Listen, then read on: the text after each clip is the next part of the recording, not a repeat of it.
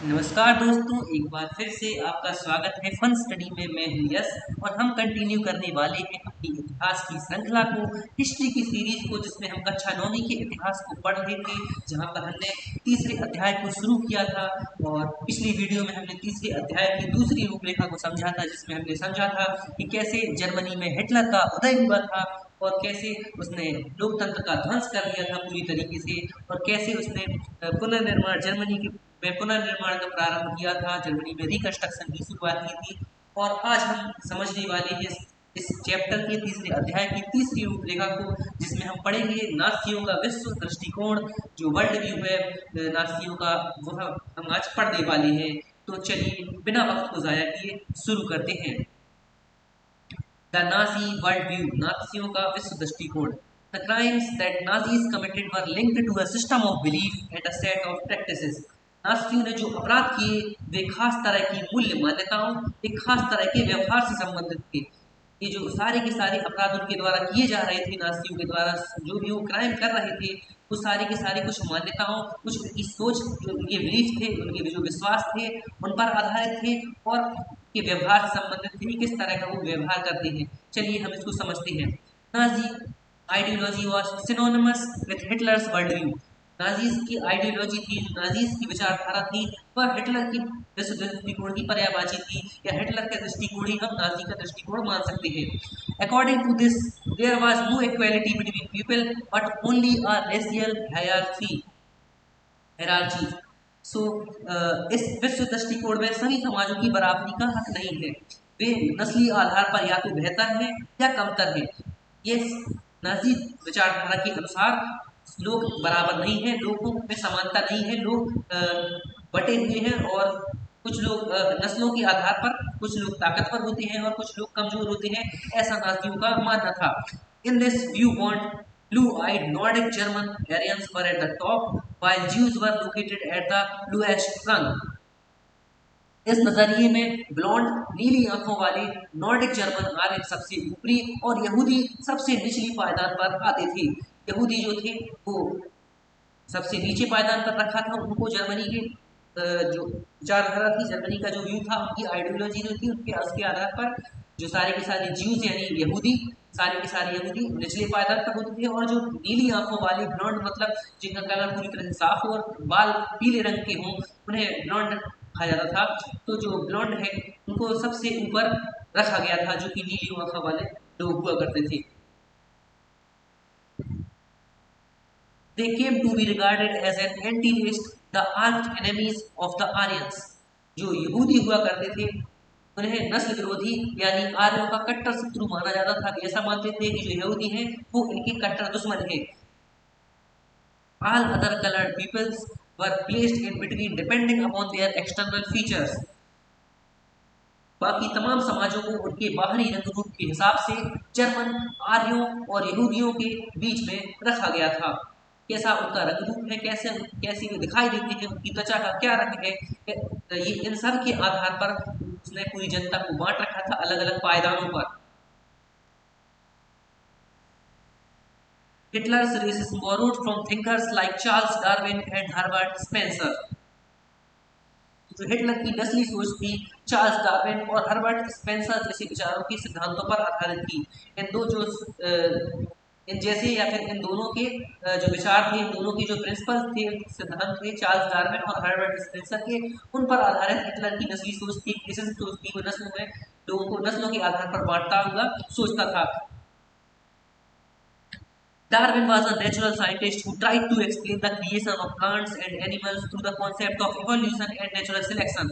Herbert Spencer later added the idea of survival of the fittest.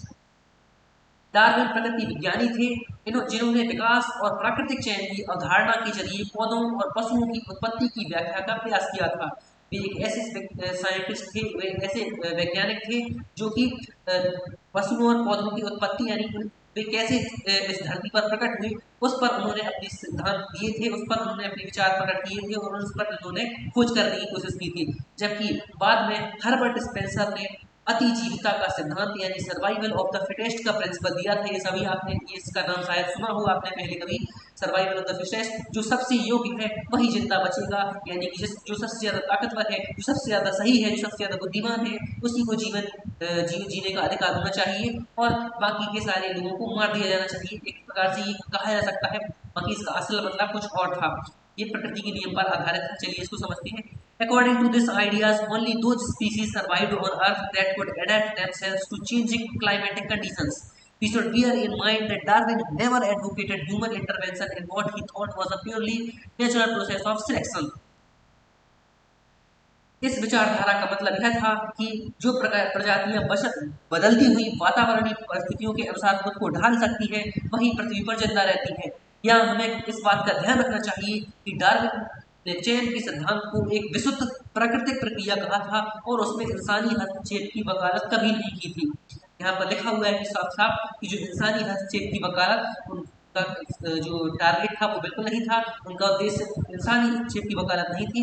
उनका सिर्फ ये कहना प्राकृतिक प्रक्रिया के आधार पर उन्होंने ये सिद्धांत दिया था, इस सिद्धांत का चयन किया था, जिसमें ये बताया गया था कि जो भी प्रजातियां प्राकृतिक जो क्लाइमेटिक कंडीशन होती है, जलवायु होती है, उसकी आधार पर खुद को बदल लेते हैं और या फिर खुद को मॉडिफाई कर लेते हैं, उसके हिसाब से खुद को ढाल लेते हैं, वे ही आगे जीवित रह पाते हैं। इस सिद्धांत का सीधा सा यही मतलब था, लेकिन हिटलर ने अपने स्वार्थ के लिए इस सिद्धांत को आड़े में लिया।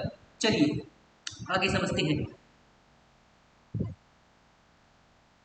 However, his ideas were used by racist thinkers and politicians to justify imperial rule over conquered people. The Nazi argument was simple: the strongest race would survive and the weak ones would perish. हालांकि जैसा कि मैंने कहा कि नस्लवादी जो विचारक थे और राजनेता जो हुआ करते थे नस्लवादी, उन्होंने पराजित समाजों पर अपने साम्राज्यवाद शासन को सही ठहराने के लिए डार्विन के विचारों का सहारा लिया। डार्विन के विचारों का सहारा इस बात को डार्विन के विचारों का सहारा इस बात के लिए लेते थे कि जो साम्राज्यवादी शासन है और जो कमजोर लोगों के ऊपर ताकतवर लोगों का शासन है वही सही है। इस बात को सही ठहराने के लिए, इस विचार को सही ठहराने के लिए उन्होंने डार्विन के सिद्धांत का सहारा लिया।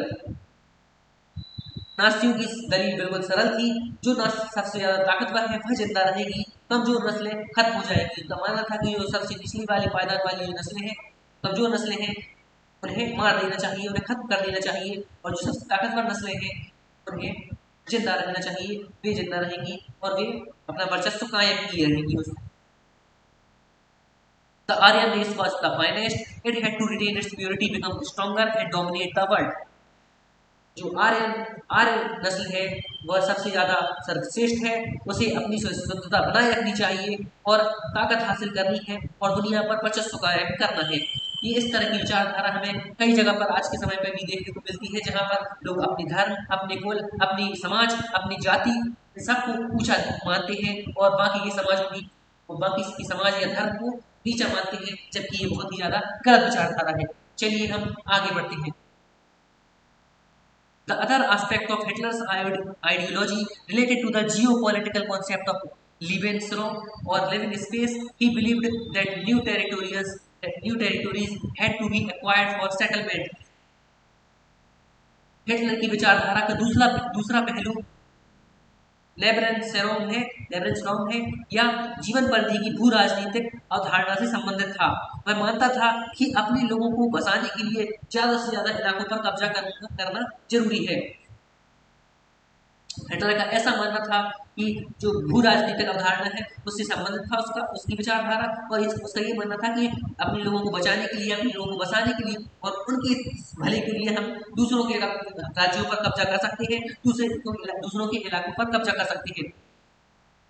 This would enhance the area of the mother country while enabling the settlers on new lands to retain an intimate link with the place of their origin. इससे मातृ देश का क्षेत्रफल भी बढ़ेगा और नए इलाकों में जाकर बसने वालों को अपने जन्म स्थान के साथ गहरे संबंध बनाए रखने में मुश्किल भी पेश नहीं आएगी। उसका ऐसा मानना था कि जैसे जैसे क्षेत्रफल बढ़ेगा उसकी मातृभूमि का, वैसे वैसे नई भूमियां उससे जुड़ती जाएंगी और जो लोग मातृभूमि से जुड़े हुए हैं उन्हें भी अपनी मातृभूमि से जुड़े रहने में ज्यादा मुश्किल नहीं आएगी, वापस अपनी मातृभूमि से जुड़ जाएंगे। It would also enhance the material resources and power of the German nation. Hitler intended to extend German boundaries by moving eastwards to concentrate all Germans geographically in one place. Poland became the laboratory for this experimentation.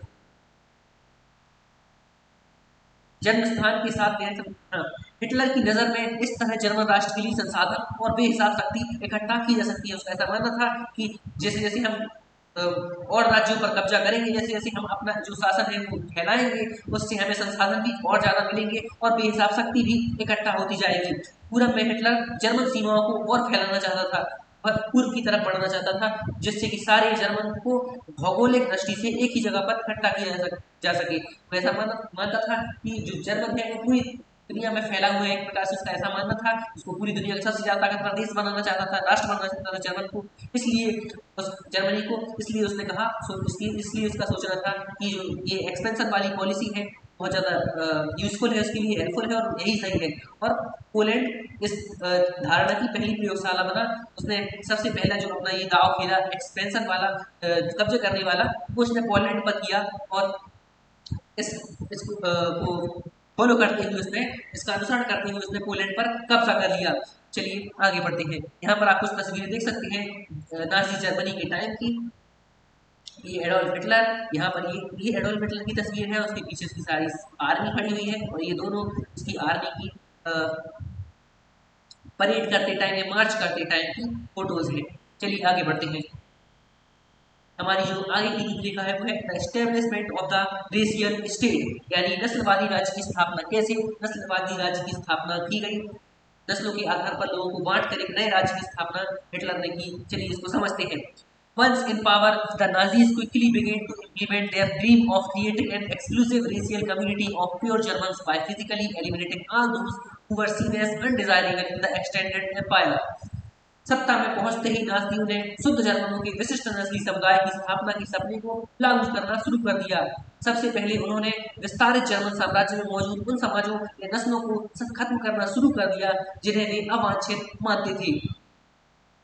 जैसे ही सत्ता में Nazi आए, उन्होंने अपनी policy को follow किया, अपनी policy का अनुसरण किया, अपनी नीतियों का अनुसरण किया। जैसा कि वे मानते थे नस्लवादी आधार पर लोगों को बांटना, तो उन्होंने सबसे जो जिस नस्ल को वे सबसे निचला मानते थे या कम कमजोर मानते थे, उन नस्लों को उन्होंने खत्म करना शुरू कर दिया जैसे कि वे राज्य में आए, शासन में आए, सत्ता में आए। चलिए, Nazis wanted only a society of pure and healthy Nordic Aryans. They alone were considered desirable, only they were seen as worthy of prospering and multiplying against all others who were classified as undesirable. Nazi शुद्ध और स्वस्थ Nordic आर्यों का समाज बनाना चाहते थे। उनकी नजर में केवल ऐसे लोग ही वांछित थे, केवल ये ही लोग थे जिन्हें तरक्की और वंश विस्तार के योग्य माना जा सकता था, बाकी सब के सब अवांछित थे। ऐसा मानते थे कि शुद्ध नॉर्डिक या शुद्ध स्वस्थ नॉर्डिक आ रहे हैं, वही केवल आगे ताकतवर बनने की, वही केवल जीवित रहने की और वही केवल मल्टीप्लाई यानी अपनी नस्ल को बढ़ाने के योग्य थे, और बाकी के सारे जो लोग थे जो कमजोर नस्ल से बिलोंग करते थे वो सारे के सारे अवांछित थे। इस धरती पर उनको जीवन की कोई जरूरत नहीं थी और धरती पर भी की कोई जरूरत नहीं थी, तो ऐसा मानना था। This meant that even those Germans who were seen as impure or abnormal had no right to exist. Under the euthanasia program, Helmut's father, along with other Nazi officials, had condemned to death many Germans who were considered mentally or physically unfit. इसका मतलब यह था कि ऐसे जर्मनों को भी जिंदा रहने का कोई अधिकार नहीं है जिन्हें नासी अशुद्ध या असामान्य मानते थे। नासी जिन आर्यनों को अस्वस्थ मानते थे या अशुद्ध मानते थे, उन्हें भी जीवन जीने का अधिकार नहीं था। उनके मुताबिक ये भी जीवन जीने के अधिकारी नहीं थे, इन्हें भी जीवन जीने नहीं देना चाहिए, इन्हें भी मार देना चाहिए था। यूथेनेसिया कार्यक्रम के तहत एक नया कार्यक्रम यहाँ पर लॉन्च किया गया था जिसे यूथेनेसिया कार्यक्रम कहा गया, जिसे दया मृत्यु के रूप में नाम से भी जाना जाता है। उसके तहत बाकी नाजी अफसरों के साथ साथ हेलमुट के पिता, हेलमुट जिसके बारे में हम शुरुआत से पढ़ते आ रहे हैं, उसके पिता ने भी असंख्य ऐसे जर्मनों को मौत के घाट उतारा था जिन्हें वह मानसिक या शारीरिक रूप से अयोग्य मानते थे। यानी कि उसके पिता भी इन हत्या के कामों में शामिल थे, जिनमें सारा का सारा नाजी समाज शामिल था।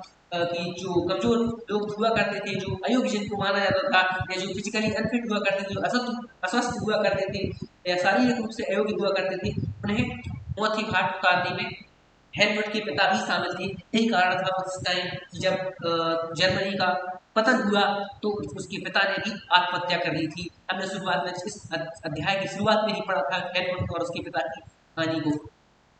तो अब हमें ये कारण पता चल गया है कि क्यों हेलमुट के पिता ने आत्महत्या की थी और क्या इसका पूरा कारण था। चलिए आगे बढ़ते हैं। Jews were not the only community classified as undesirable. There are others. Many gypsies and blacks living in Nazi Germany were considered as racial inferiors who threatened the biological purity of the superior Aryan race. केवल यहूदी ही नहीं थे जिन्हें अवांछितों की श्रेणी में रखा गया था। केवल यहूदी ही ऐसे लोग नहीं थे जिन्हें अयोग्य माना जाता था, ये अवांछित या अनडिजायरेबल माना जाता था। इनके अलावा भी कई नस्लें थी जो इसी नियति के लिए अभिशप्त थी। उनकी भी यही नियति थी, उनका भी यही भाग्य था जर्मनी में जो कि यहूदियों का था। इनके अलावा भी कई लोग थे, जैसे कि जर्मनी में रहने वाले जिप्सियों और अश्वेतों, मतलब जो श्वेत रंग के ना हो, काले हो या कालों से थोड़ी ज्यादा गोरे हो, मतलब शुद्ध गोरे ना हो, यानी अश्वेत, जिनकी चमड़ी श्वेत ना हो, और जिप्सी जो कि पहले तो जर्मन नागरिकता छीन ली गई। इन दोनों जो जिप्सी और अश्वेत लोग थे इनकी जर्मन नागरिकता जो सिटीजनशिप थी वो छीन ली गई और बाद में उन्हें मार दिया गया। They were widely persecuted. Even Russians and Poles were considered subhuman and hence undeserving of any humanity. When Germany occupied Poland and parts of Russia captured civilians were forced to work as slave labor, many of them died simply through hard work and starvation. रूसी और Polish मूल के लोगों को भी मनुष्य से कमतर माना गया था। वे ऐसा मानते थे कि रूसी और पोलिश यानी पोलैंड के मूल के लोग जो हैं वो भी मनुष्य से कमतर हैं, वो भी मनुष्य के बराबर नहीं है।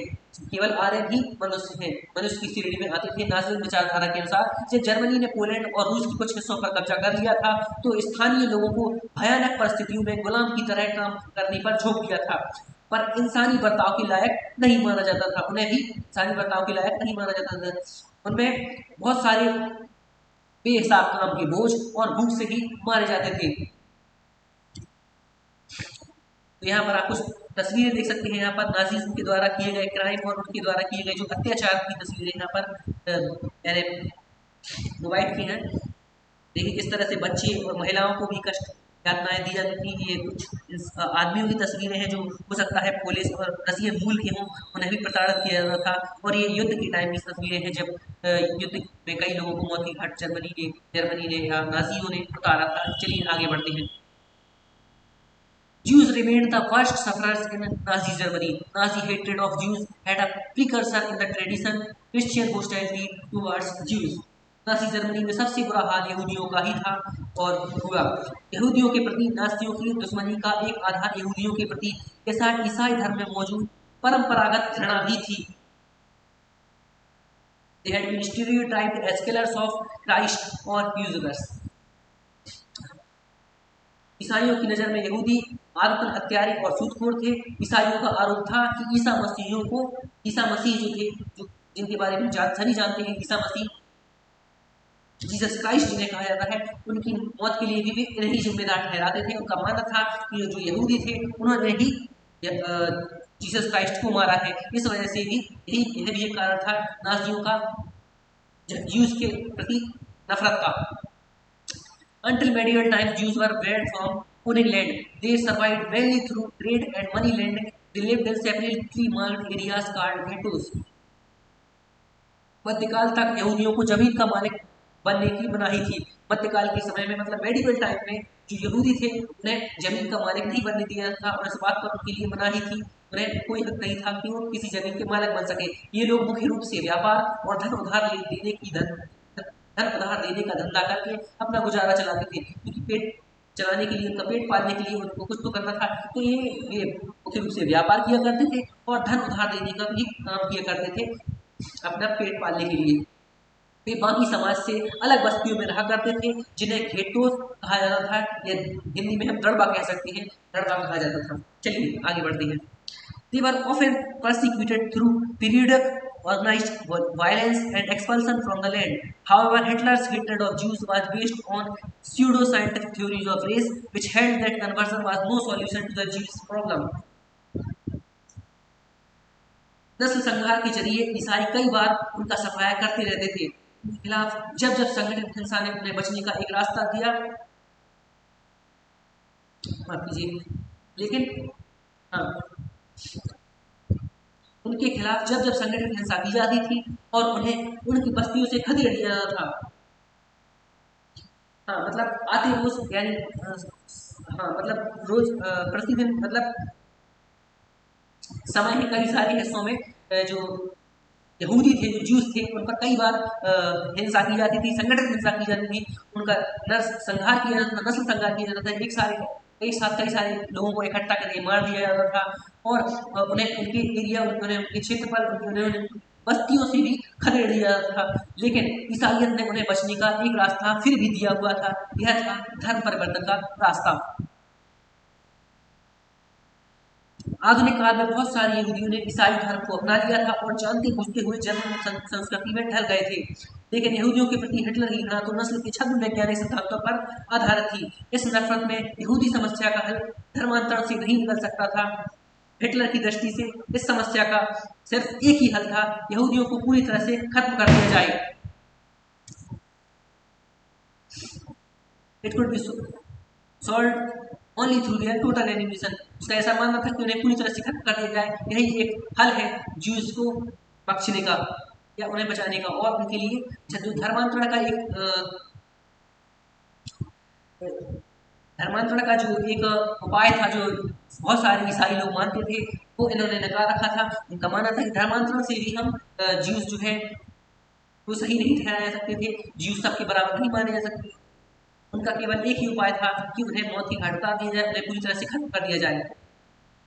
From 1933 to 1938, the Nazis terrorized, pauperized, and segregated the Jews, compelling them to leave the country. The next phase, 1939 to 1945, aimed at concentrating them in certain areas and eventually killing them in gas chambers in Poland. सन 1933 से 1938 तक नाजियों ने यहूदियों को तरह तरह से आतंकित किया। उन्हें दर्द कर आजीविका के साधनों से हीन कर दिया गया और उन्हें से समाज से अलग कर डाला। उन्हें जो आजीविका यानी जीवन जीने के लिए जो चीजें जरूरी होती है, जो साधन जरूरी होती है, उससे हीन कर दिया गया, उससे उन्हें वंचित कर दिया गया। ये सब चीजें उनसे छीन गई और उन्हें बाकी सारे समाज से अलग कर दिया गया। यहूदी देश छोड़कर जाने लगे। Excuse me. तो 1935 से 1945 के दूसरे दौर में यहूदियों को कुछ खास इलाकों में इकट्ठा करने और अंततः पोलैंड में बनाए गए गैस चैम्बरों में ले जाकर मार देने की रणनीति अपनाई गई। उन्होंने एक ऐसी रणनीति अपनाई, नाजियों ने यहूदियों के खिलाफ, कि उन्हें एक इलाके में इकट्ठा किया गया और आखिर में पोलैंड में गैस चैम्बरों के अंदर, जैसा आपने सुना होगा कि जहरीली गैस वहां पर छोड़कर उन्हें मार दिया जाता था, बड़ी ही बेरहमी से, बड़ी ही बर्बरता से। यहाँ पर आप कुछ तस्वीरें देख सकते हैं, कैसे जब जूस सफर कर रहे थे उस टाइम की तस्वीरें हैं ये, कि कुछ लोग जो पोलिस और रसियन लोग थे वो जो सफर कर रहे थे, और जो ज्यूज हैं, यहूदी जो लोग हैं, वो कैसे अपने एरिया को छोड़कर जा रहे थे, उस चीज़ की तस्वीर है, उस समय की तस्वीर है। और ये जो तस्वीर है, ये एक बच्ची है, इसका नाम था एन फ्रैंक। इसकी स्टोरी शायद आप में से कुछ लोगों ने सुनी हो, और अगर ना सुनी हो तो आप इसकी स्टोरी देख सकते हैं, बहुत ही ज़्यादा इंटरेस्टिंग स्टोरी है। ये नाजी यहूदी, एक यहूदी थी और नाजी जर्मनी के टाइम की बच्ची थी, जिसको बड़ी ही बर्बरता से मार दिया गया। इसकी डायरी एक जगह पर मिली थी, इसके माँ बाप को भी इसके सामने मार दिया गया था, लेकिन ये एक कमरे में छिपी रही थी उस टाइम, और काफ़ी समय तक अपने बारे में एक डायरी में लिखती गई थी, और इसके ऊपर कई सारी किताबें भी लिखी गई हैं। एक किताब यहाँ पर मेलिसा मुलेर के द्वारा लिखी गई थी, एन फ्रैंक। तो इसके बारे में अगर आप जानना चाहते हैं तो बहुत ही ज़्यादा इंटरेस्टिंग स्टोरी है, और बहुत ही ज़्यादा सैड स्टोरी है, बहुत ही ज़्यादा दुखपूर्ण और बहुत ही ज़्यादा करुणापूर्ण कहानी है इसकी। तो आप चाहें तो इसकी यूट्यूब पर एक वेब सीरीज के रूप में यहाँ पर आप देख सकते हैं। बाकी कई सारे लोगों ने इस पर वीडियो भी बना रखी है इसके बारे में, तो आप अगर जानना चाहते हैं तो जरूर देखें इसकी, इस लड़की के बारे में। चलिए आगे की रेखा पर बढ़ते हैं, जिसका शीर्षक है द रेशियल यूटोपिया, यानी कि नस्ली कल्पना लोक।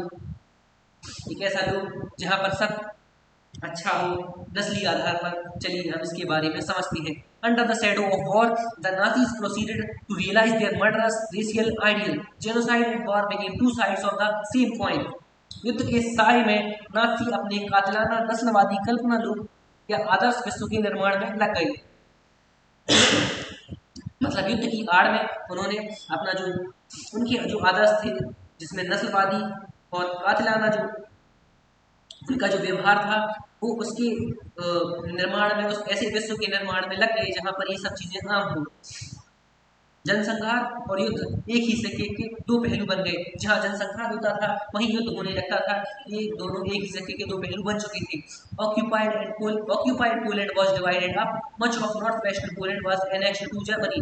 Poles were forced to leave their homes and properties behind to be occupied by ethnic Germans brought in from occupied Europe. पराजित पोलैंड को पूरी तरह तहस नहस कर दिया गया। उत्तर पश्चिमी पोलैंड का ज्यादातर हिस्सा जर्मनी में मिला दिया गया।